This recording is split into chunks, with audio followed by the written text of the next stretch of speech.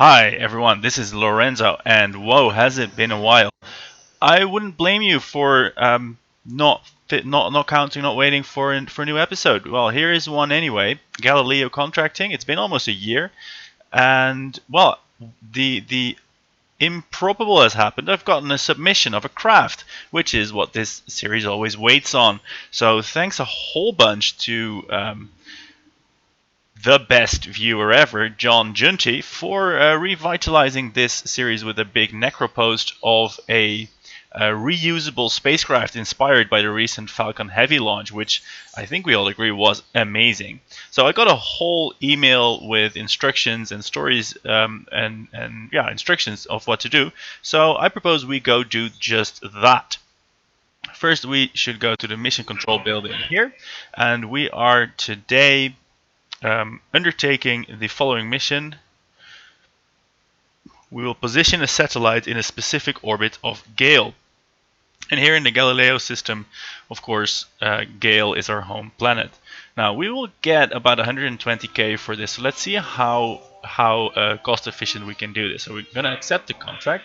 I put in the vehicle that was sent. It's this one. It's a test article 1. This will cost 38k. So even if it's fully expendable, we will still turn a hefty profit on this one. So that should be good nonetheless. Nevertheless, let's see what we can do.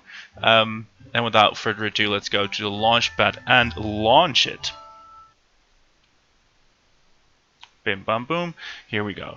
So I've gotten a whole bunch of instructions. I'm not going to go through these instructions beforehand because, you know, let's just fly it and see what happens, right? I have read them and will try and act accordingly.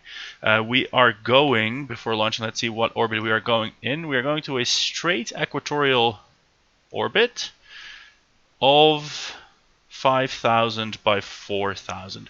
Alright, so we should be able, and it's minus 8 degrees, it's 8-degree inclination. So we're just going to launch straight east. Yeah, we're going to launch straight east and figure out the exact orbit later. So full throttle, SAS on, let's go.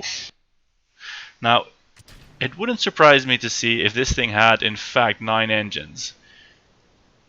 Even though it's not a Falcon Heavy, that would make it a Falcon. How many engines has this got?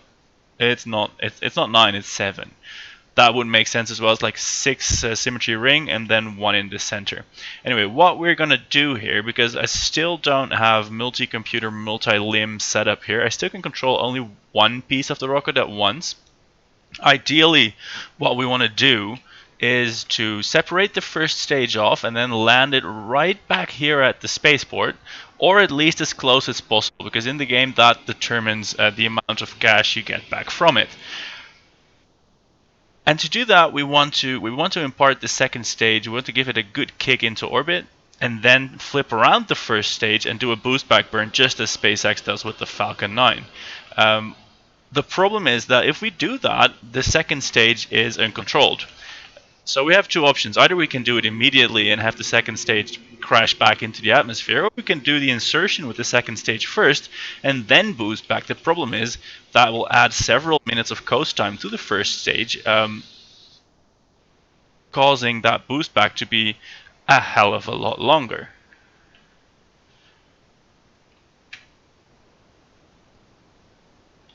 And that was a pause because I think the recording screwed up. I just started it. If that did turn out, I'll fix it after the fact.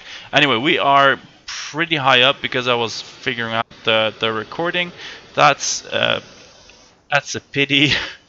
Anyway, here we go. Turning over, and we will burn out the first stage fully because it has a locked tank full of return fuel. So what we're going to do is a hybrid between the methods I just sketched. We're going to switch this to orbit mode anyway, see what our time to apoapsis is. We're going to put the second stage, let's see, there the first stage goes. Ideally we want to turn it around and boost it back right now, but that would cause this second stage not to go far enough. But we can do a little bit of both, right? We can cut engines here. We're not technically in space yet. No, we can cut engines here as soon as we're in space, and then switch back and do a partial boost back, and then switch back here, finish the orbit insertion, and then switch back to that one to do the landing. We're gonna do a whole bunch of switching if all goes well, that is. So we're looking here for a couple of minutes time to apoapsis at least, and a altitude of being in space. So I'm going to angle this stage up a little bit more. It will take about 3 to 4 minutes for this thing to finish the landing.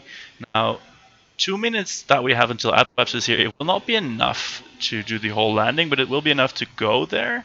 And let's see, can I do that from here? No, I have to do it from the map. We can go there and at least give it a bit of a kick. Where is it? There we go. Test article 1, switch to it. Now we're gonna cut the ignition first because otherwise it will immediately start boosting. Hey, it has aimed itself properly. That is nice. We're trying to aim it straight retrograde and kill a bit of its speed, so at least it's not... Let's look at the map. At least it's not going to be going further downrange. That's something. So there we go. Now it's heading back to the coast. We will fine-tune this later. Ooh, it's almost out of fuel as well. No, not quite. So this thing is now on its way back. That's all good. Let's switch back to the test article 1, which desperately needs its orbit insertion to complete. So engines back on. Actually, we spent only about 15 to 20 seconds. That's really good, actually. So we should be more than fine. Keeping my eye on this periapsis height, we're just going to put this in a low parking orbit, then take care of the landing and finish the orbit insertion after. That should be fairly simple. The landing is the main event here anyway. There we go. I forgot the atmosphere height on this planet because it's been literally a year, but I think 65 should do it.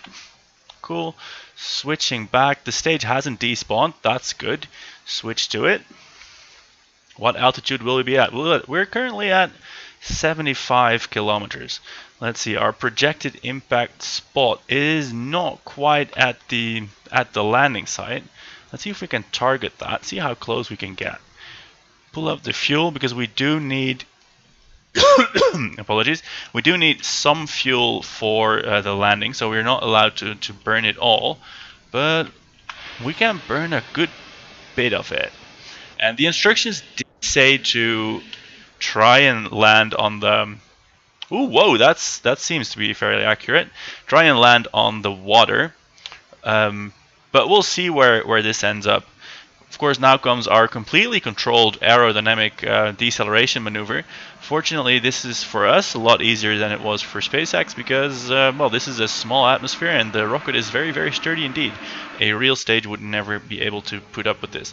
We're also going to use parachutes rather than a full propulsive landing, so that's another difference. But I think we're going to do a pretty good job of getting that back straight on target. If we can get the parachutes to deploy right now, that would help a lot. Parachutes deploying. There we go. They're set to deploy when safe, so that, you know, does a little bit of auto magic. Let's put our speed relative to the ground. We're pretty much ballistic now. There's not a whole lot of influence we have on our landing spot. It would be a pain to land on those mountains, so I'm going to try and put some influence anyway.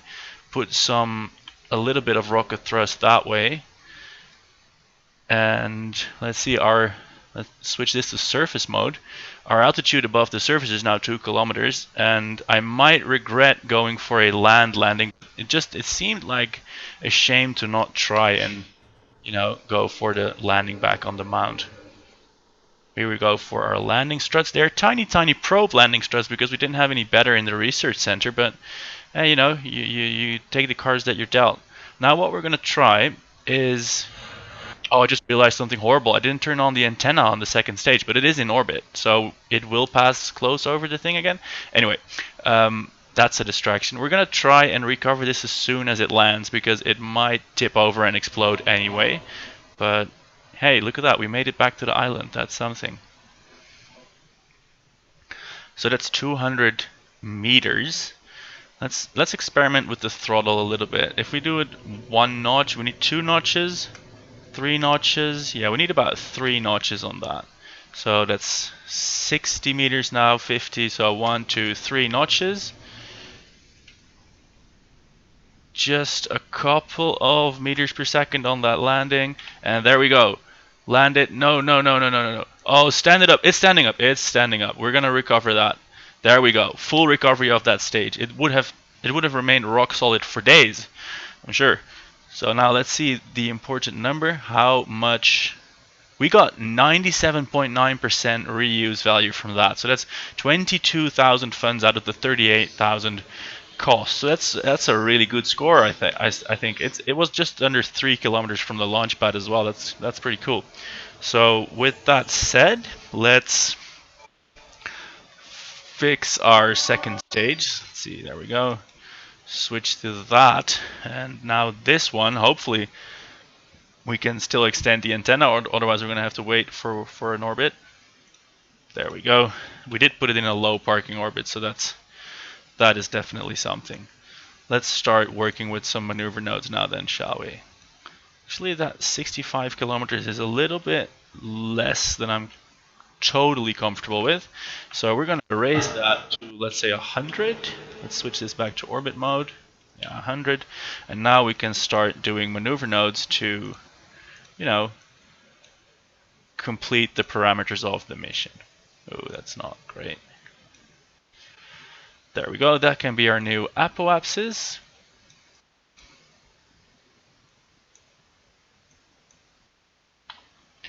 Yeah, well, let's warp to that maneuver node. I don't think we can do second stage disposal, can we? So that would be great. That would realistically put the job of inserting the payload on the satellite, and then the rocket just completely goes back home. One bit in good working order, and the second bit in flaming pieces. But this is KSP, so we're gonna use all the performance we can and not care about orbital debris or space graveyards, because we're the only space agency out there, and we've got all the space in the world, literally and figuratively. Ha ha ha. Cool. So as I'm gonna do this insertion burn, with the likes of which we've seen plenty of times before, let me briefly waffle about the dearth of videos lately. I've not been making any. That's the cause that there's no videos. I think you would have been able to figure that one out yourself. The reason for that is nothing special really. I've got a new job which is exciting and takes a lot of time. And why is this satellite not activate?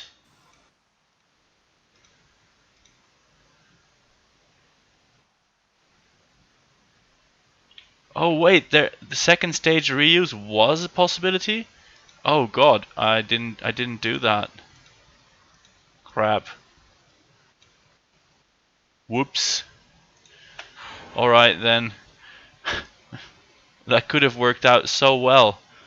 But I was too bound by realism. Oh well.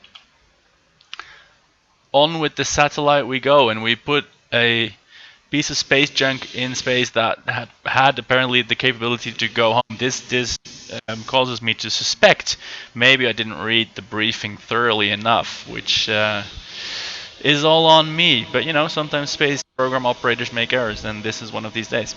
Sorry, John, you did a great job, and I didn't. Anyway, yeah, so lots of other distractions distracted me from making the videos. I've taken up skydiving, which is pretty cool, but it takes away from time spent behind the computer in a dank room. And yeah, sometimes interest wanes. It might come back, it might not. Honestly, I don't really know. Stuff like this, where there's an email where it's like, "Hey, your old series, that was cool. Let's do another." Then I go like, "Yeah, of course. I've got all the installs. Let's do it. Let's see what happens." But yeah, I don't think there's going to be a video a day anymore, like for those weeks, like five years ago when that was the case. Oh my god, I'm old. Anyway, let's crank on the time warp and make this satellite a thing, right? Then I can get on to my busy, exciting, important grown-up life. Oh yeah. Isn't that great? Let's see, maneuver node. Nearest makes no difference, complete. This is one of the first insertions anyway. Get rid of that. Actually, that 20 meters per second apparently did make all the difference because that apoapsis is far short of what we want. There we go. Let's warp to apoapsis. Now comes the true test of satellite design, for Junti that is. Does this thing have enough batteries and solar panels to live? And it apparently does, yeah. Look at that, electric charge not wavering a bit. Fuel and oxidizer looking good for an orbit of this dimensions. We should be capable of it. I'm still used in my bones to the real solar system. This time warp is just too slow for me. Oh, there we go. Just had to encourage the game to go and do that.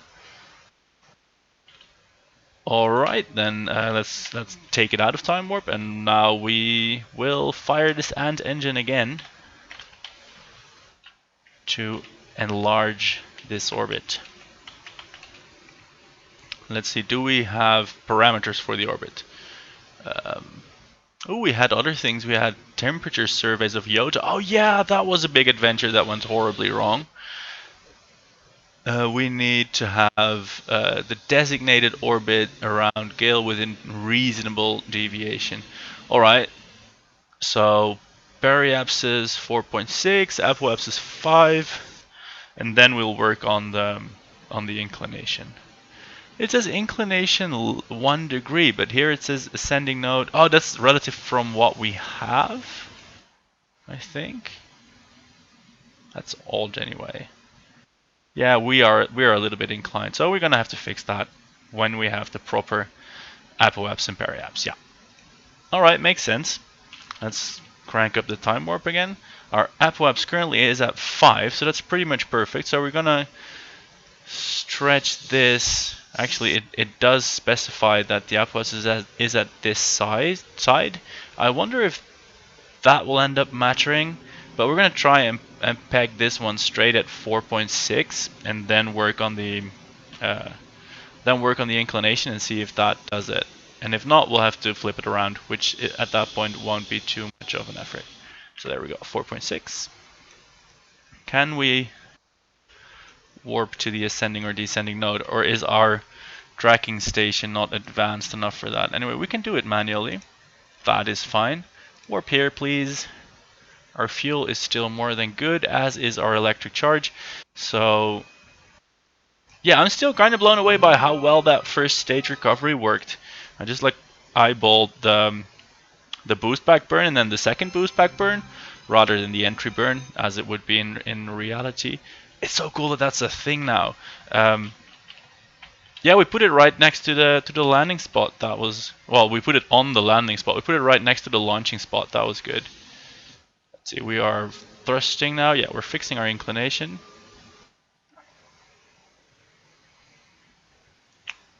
Way good on fuel. Well, we would be good on fuel because we expended the second stage where we didn't technically have to do that. That would have cost a bit more fuel out of the satellite, I'm sure. Second stage recovery, that would be cool if they can manage that, but you know, extra delta V on the satellite is worth a lot too.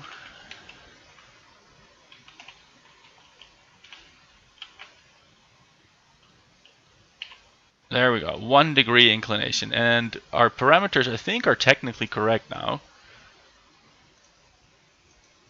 Yeah, we just need to maintain stability for 10 seconds. That does it. Yay, so we can say that what's the proper word for that? Like the ephemeris? That like the shape of, well, the shape of the orbit matters, but the position of the orbit doesn't. So yeah, that's good. And that can be argued that it's only a matter of time anyway. I don't know. I'm not as good an astrogator.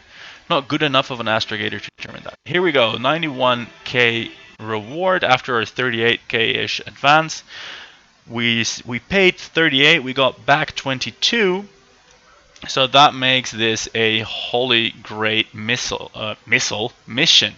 Guys, we're not building missiles. Well, we are building missiles, but you know, that was neither here nor there. Anyway, thanks Junti for an amazing craft. We have one more satellite in orbit, and any one of you viewers, do feel free to submit things again, we will use them. A reminder for everyone, I will put the persistent.sfs file in the description below the video, and that will give you this file to play with, and then you can use the VAB to build a ship that you can then email me to the address that's also in the description. And well, as a quick reminder, what do we have? We have temperature surveys on Iota that still have to be completed. And pick any one of these, or just build a nice probe to explore this weird solar system. You don't need to install the mods because the parts are all stock, but this is the Galileo solar system, so you can use your existing KSP install to build and test the craft. You don't need to mod it all up. That said, this is a really old version of KSP, so I'm just kind of crossing my fingers and hoping that the persistent files will still be compatible. If not, I don't know how to fix that. Anyway, thanks for watching. I'm curious to see how many of you are still here. Leave a comment, send a ship, whatever. See you around anyhow. Goodbye.